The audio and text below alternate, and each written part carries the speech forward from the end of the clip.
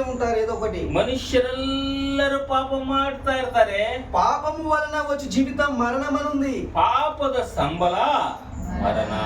పాపము చేసిన ప్రతి ఒక్కరికి మరణము వెంటాడుతా ఉంటది. ಪಾಪವನ್ನು ಮಾಡಿರೋ ಪ್ರತಿ ಒಬ್ಬರನ್ನು ಹಿಂಬಾಲಿಸುತ್ತದೆ ಮರಣ.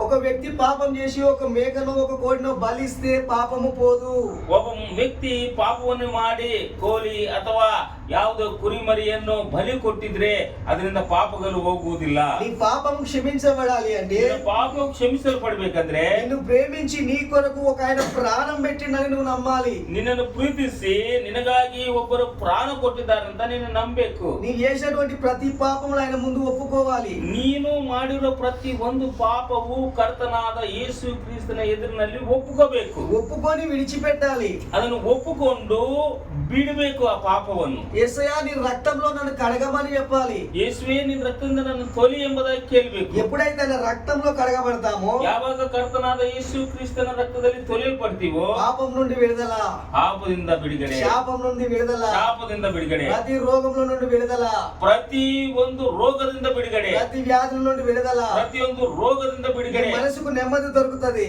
ನಿನ್ನ ಮನಸ್ಸಿಗೆ ನೆಮ್ಮದಿ ಇರ್ತದೆ, హృదయానికి ಸಮಾಧಾನ, సంతోషము దొరుకుతది. ನಿನ್ನ ಹೃದಯಕ್ಕೆ ಸಂತೋಷ ಇರ್ತದೆ. చాలా మంది సమాధానం నెమ్మది లేకుండా ఉన్నారు. ತುಂಬಾ ಜನ ಸಮಾಧಾನ ಇಲ್ಲ, ನೆಮ್ಮದಿ ಇಲ್ಲ. నీ జీవితానికి నెమ్మది సమాధానం దొరకాలి అంటే, ನಿನ್ನ ಜೀವನಕ್ಕೆ ನೆಮ್ಮದಿ ಸಮಾಧಾನ ಬೇಕಂದ್ರೆ నీవు ప్రభు అయిన యేసుక్రీస్తు వారిని సొంత రక్షకునిగా అంగీకరించాలి. ನೀನು ಕರ್ತನಾದ ಯೇಸು ಕ್ರಿಸ್ತನನ್ನು ನಿನ್ನ ಸ್ವಂತ ರಕ್ಷಕನಾಗಿ ಆತನನ್ನು ಅಂಗೀಕರಿಸಬೇಕು. ఇవన్నీ పౌలు గారు ఎప్పుడో ఆ కొరింథీ సంఘానికి తెలియజేసి ఉన్నారు.